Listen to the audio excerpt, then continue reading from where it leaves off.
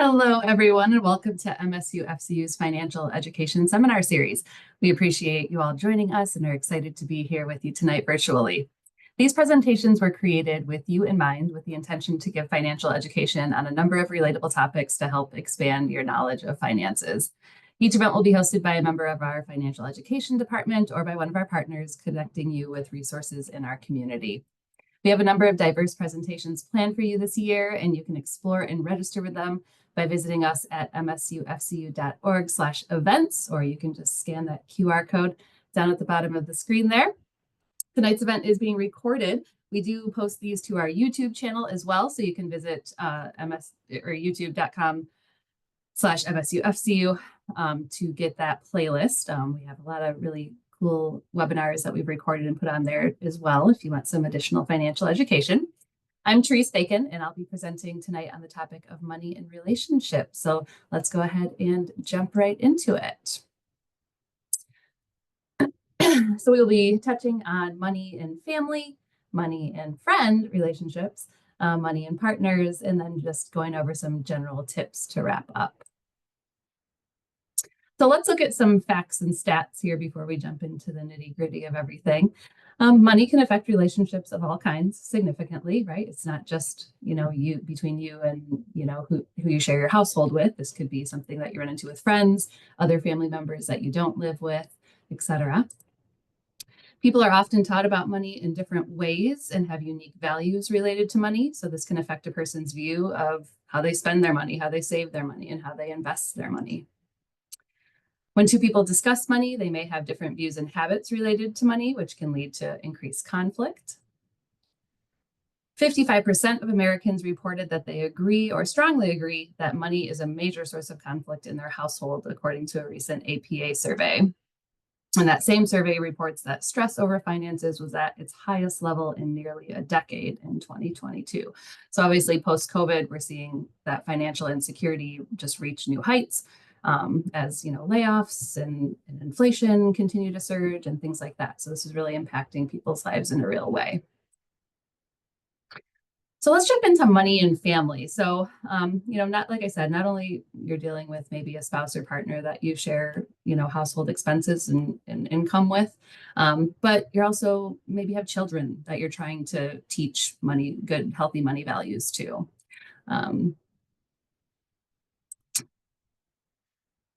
Money and family relationships can be very difficult to navigate, right? This is kind of a touchy subject sometimes and can be uncomfortable for a lot of people to talk about. So you want to be mindful of what you can afford as far as family activities go. So this is sometimes hard when you're trying to explain to a child why they can't get that toy or why we can't go to Disneyland or things like that. So you still want to make sure you're having those open, age-appropriate conversations. And maybe getting some guidance on how to have those conversations. So that's kind of why we're here today. You want to look for ways to give children experience with money firsthand. So something that they can actually, apply to their own lives. So some of those, for example, you can, maybe plan a weekend outing together. And actually give them a budget for that. And then, if they're old enough, they can maybe search on the internet or come up with different ideas of what activities you could do that are going to fit into that budget, and then they feel like they're really taking part of this process in a bigger way.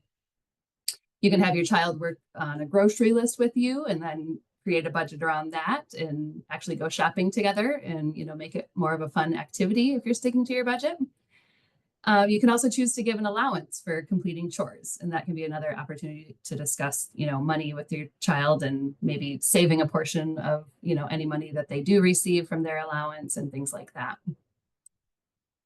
And then as children get older, you want to be clear about what you can afford to help with and what will be the child's responsibility. So, once you're maybe have some teenagers that are working their first job, maybe they want to get a vehicle when they're 16. So maybe you can create a deal where you're going to pay for half of that or something like that. And then they're responsible for the other half. So, that's something planning maybe years ahead, starting to build up that savings account as they do receive money here and there.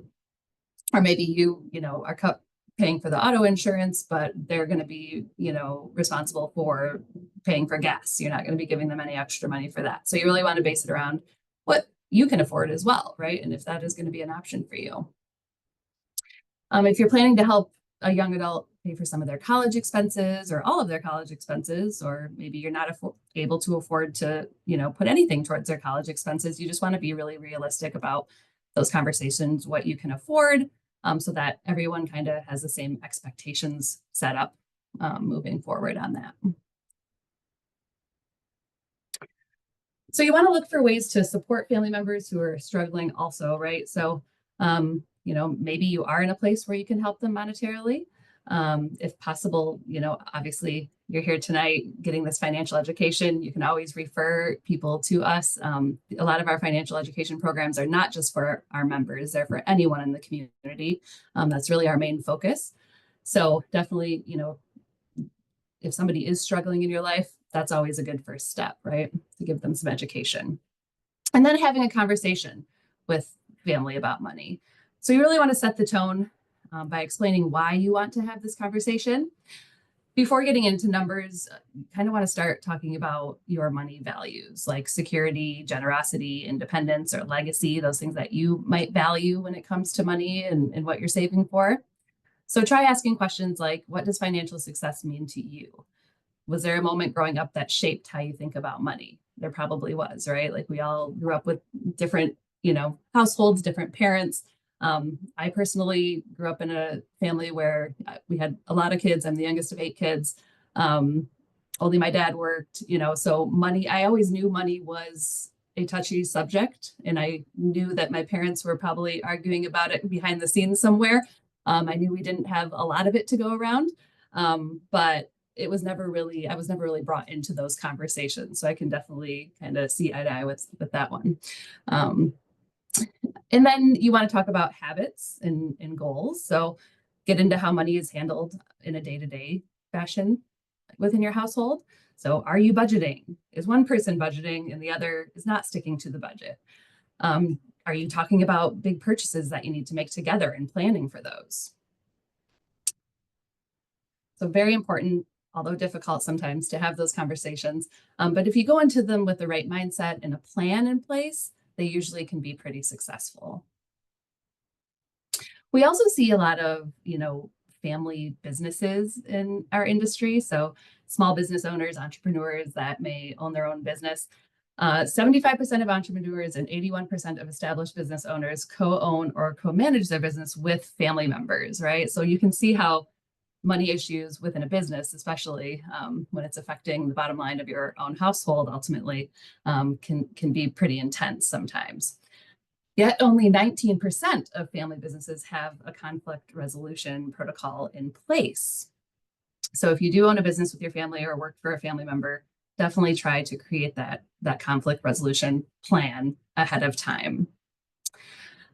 So really you want to do this because you don't want to get to the point where you're in a disagreement or something emotional surrounding money and then have nowhere to go at that point.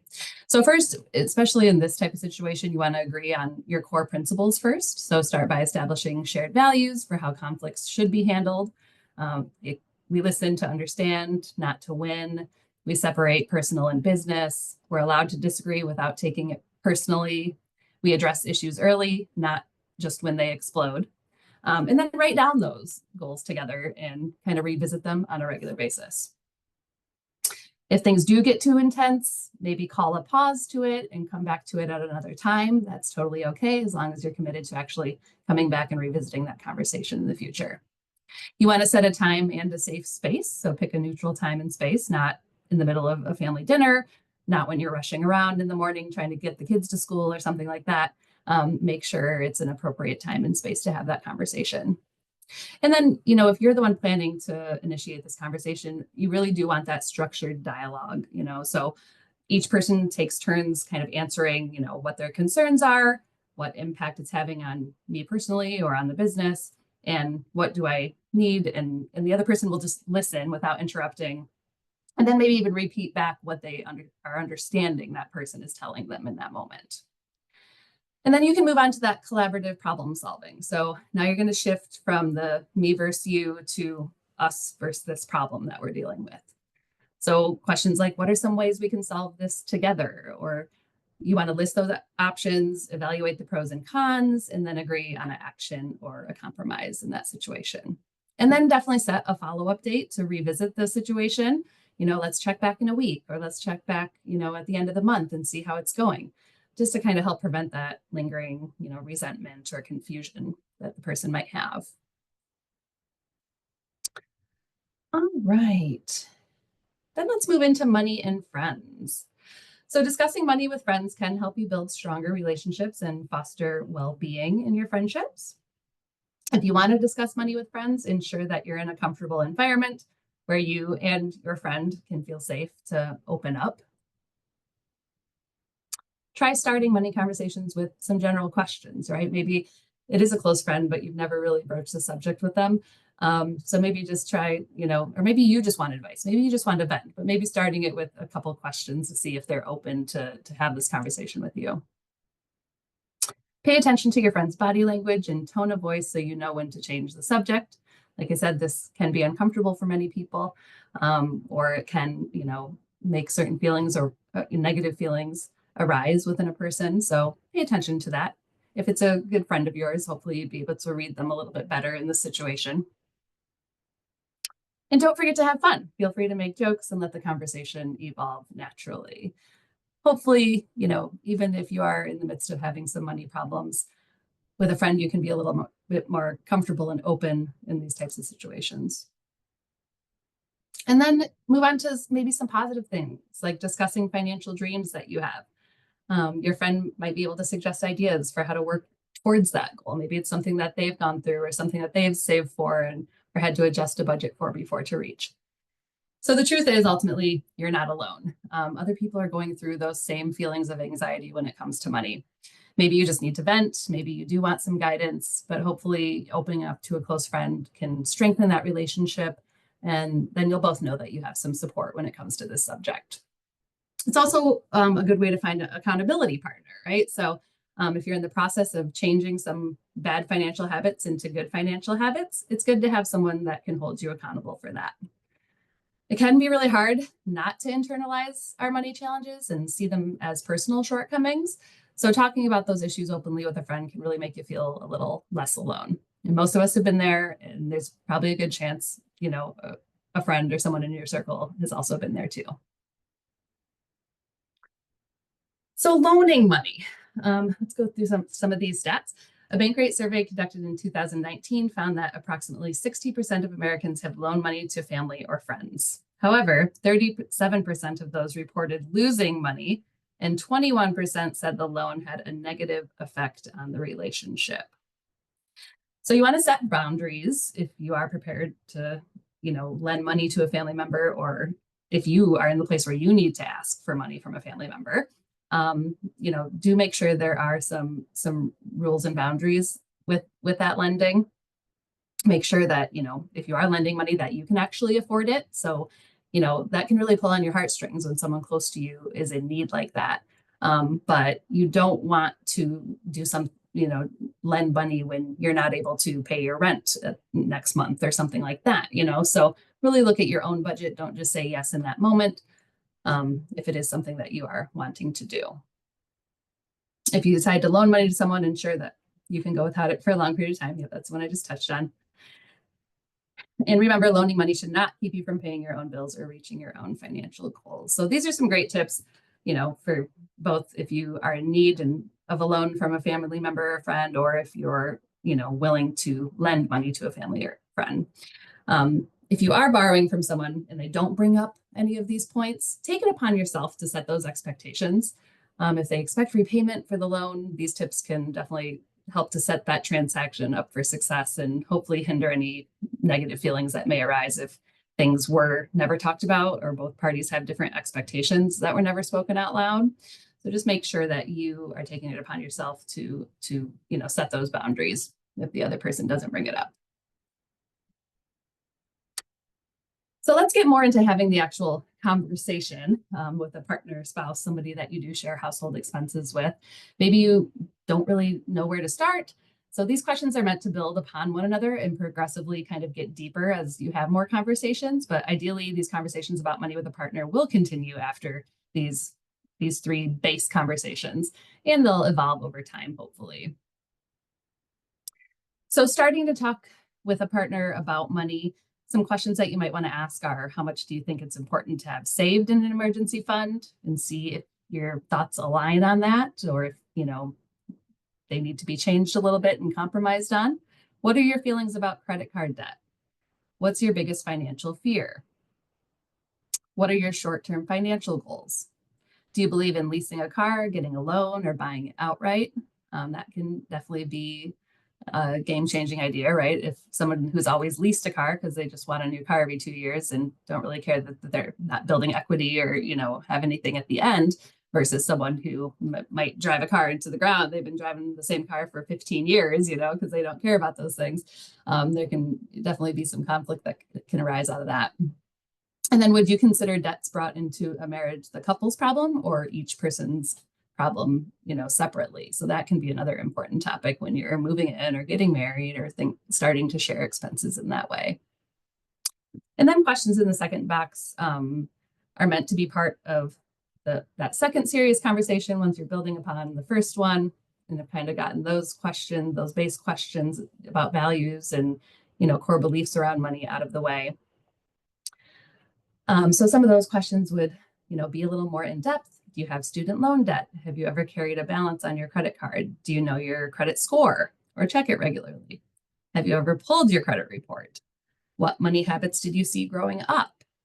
What are some long-term financial goals? And what does financial freedom mean to you? That's a really important one, right? Because we all might see that very differently. Some people think very long-term, other people think more short-term, so you really want to make sure that you're kind of on the same page when it comes to that.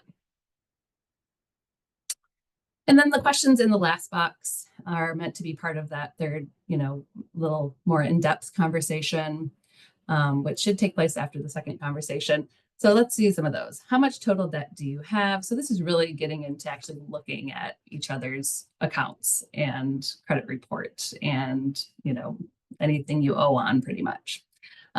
What types of investments do you have? So maybe retirement planning, right? If you're sharing a life with someone, a household with someone, possibly going to have kids, where are we going to be in 20 years? What are your plans once your current financial goals are met? What's your credit score? Do you have items in collections? So that can always be sometimes a surprising thing to find out, right? Further down the road, when the collection company might catch up to you and you get a letter in the mail and you owe $5,000 to somebody, and your spouse that you just recently married might not know about that. A little bit of a tricky situation. So it's just better to be more preventative when thinking about these conversations, so that these problems aren't going to arise and have such an impact down the road.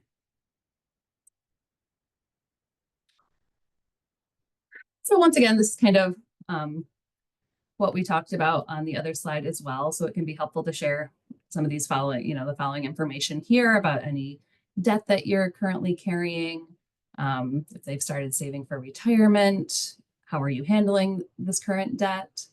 Do you want kids? How much do you think it's going to cost to raise them? And then also that future planning. So what are your ultimate goals? Are you trying to retire early? What do you picture our retirement to be? And then after marriage, a lot of times, usually there is one person that handles the finances a little bit more heavily than the other, which sometimes can cause problems because then the other person doesn't really know what's going on, right? Or it can also set a person up for a form of financial abuse, where, the person is kept in the dark, maybe not given any money to spend, not having access to the accounts, or maybe even when they, a partner is trying to control you by not letting you work or saying, oh, you don't have to work, it's okay. But really that they're using that as more of a, abuse method with your finances. Ask yourself, do you have a team mentality about money or an individualistic approach, right? So, I know a lot of people that do, move in or get married and share expenses, and they keep everything totally separate and they just pay their portion of the shared expenses and everything else is on their own. And sometimes that works for some people. Is that going to work for you, right? So you need to kind of make sure you're on the same page there. Another good tip is deciding on an amount each of you can spend per month without checking in with the other person. So whatever you want to buy, you get $250 a month to spend it on whatever you'd like, and I'm not going to say anything, right? Make sure it's an amount that is actually realistic for your budget, though, before you do that. But then, you have to agree to not say anything about what that person is using that money for. As long as, you can afford to do this in your relationship, sometimes that can still give that person a sense of independence when it comes to money. Any plan you create with your partner needs to take three things into consideration. Is it good for your mental health? Is it good for your wallets? And is it true to those values that you talked about in that initial conversation? So very important questions there. So financial abuse, kind of touched on this in the last slide, but definition of it is a systemic behavior where one person tries to control another person's access to money. This kind of abuse often occurs between partners or other family members. Financial abuse can be part of other forms of abuse, or it can stand alone. So financial abuse costs the economy $15.6 billion every year. And the most common form of financial abuse is elder abuse. So there are a lot of different ways someone can be financially abusive towards a family member. Some forms of financial abuse may even seem like displays of affection, like I talked about, like one family member offering to take control of the finances, to take the pressure off of another. But it's really an attempt to take control of their access to money. Financially abusive behavior can take many different forms, such as, controlling that money, stopping them from being financially independent or working, creating their own income, those types of things.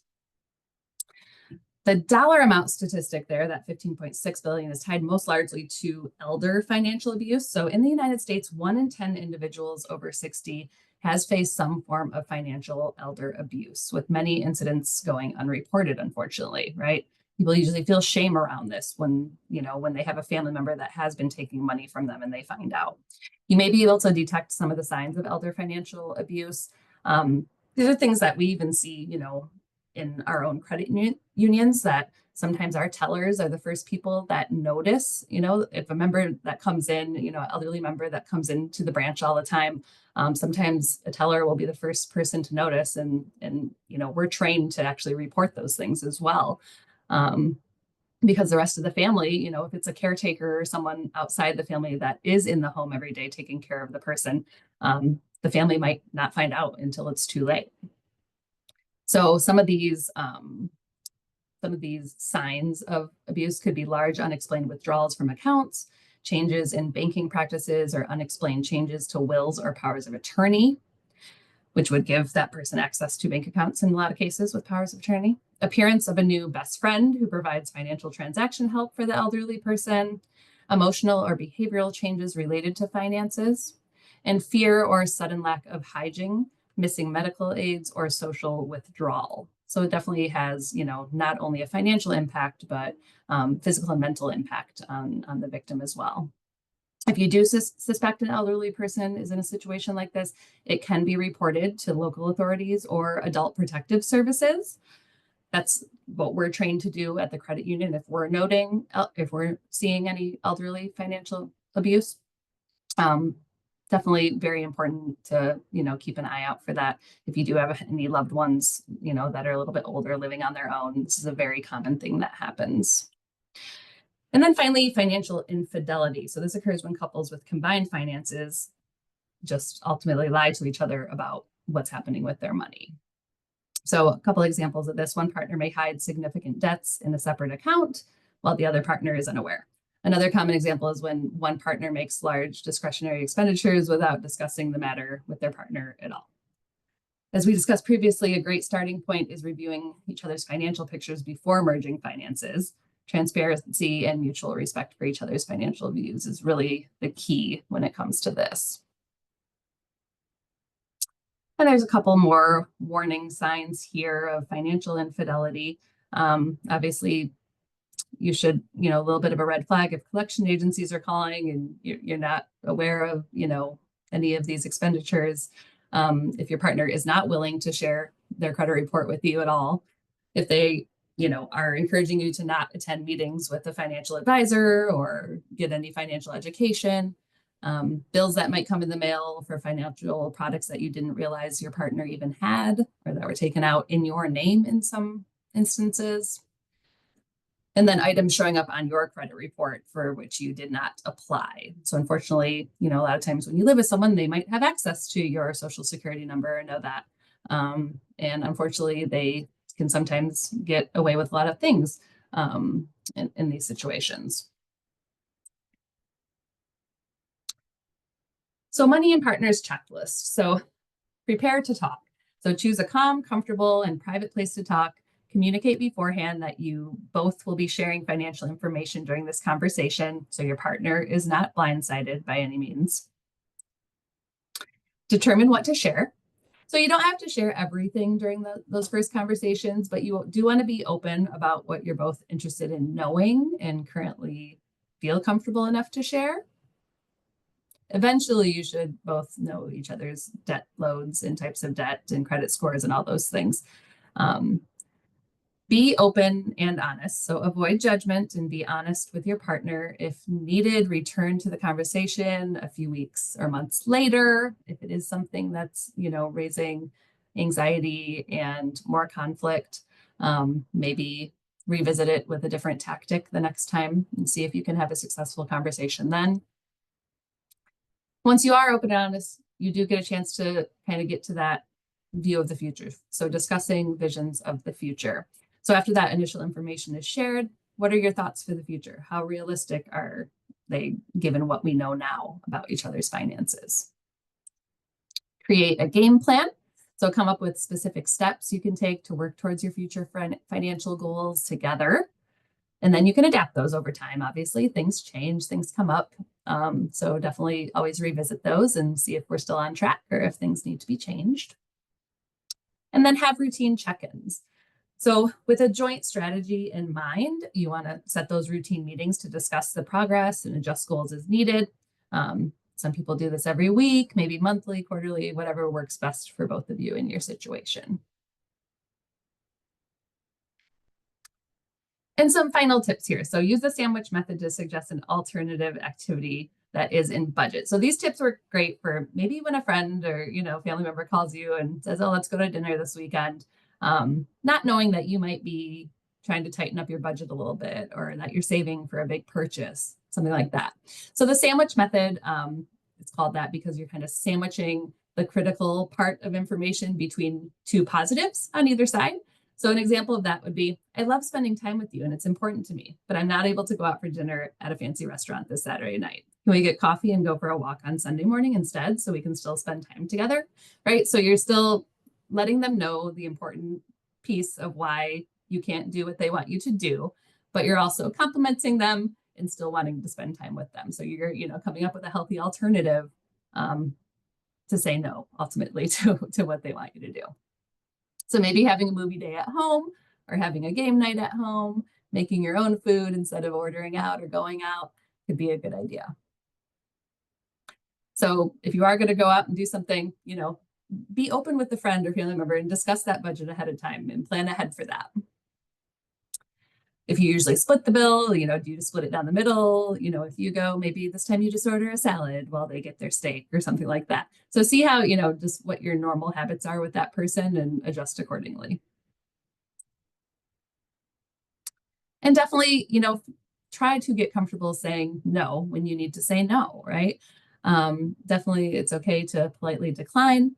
And if you want to share why you're declining and that you're saving up for something else or you just don't have it this month, then feel free to do that if you feel comfortable enough. Some final tips here. Be mindful of common expenses for the next 5 to 10 years of life. So some examples of this, if you're a younger person, maybe once you turn 25, start saving money to participate in friends' weddings. Those can always cost a lot. I remember when I was in that age range and a lot of my friends were getting married, I had to actually say no to a couple close friends because I'm like, I know how your wedding's going to be and it's going to end up costing me thousands of dollars to just be part of your wedding, so I had to politely decline. So that's definitely something if there is someone important that you do want to take part in all of those festivities, maybe start planning a little bit further ahead for that.